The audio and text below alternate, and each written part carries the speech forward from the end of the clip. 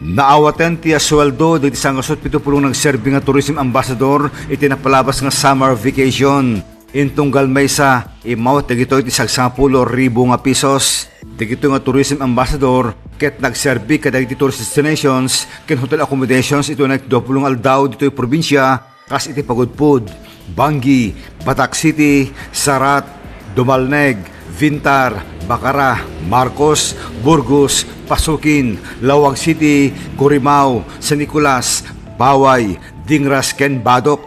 Nagyaman ni Governor Cecilia Arnata Marcos gabot serbisyo ng inpaida iti probinsya. Thank you so much to all of you, and sana talaga you will do and you will prosper in the things that you're doing. Especially ipakita nyo yung pagmamahal nyo sa ating probinsya kasi ang ganda-ganda po ng probinsya natin, di po ba? Inbalakat pati gobernador gastos hindi ito nga swelduda iti tumutop kamayan natop nga pagkasapulan. Idol Dennis Alipio, Tatak, IFM.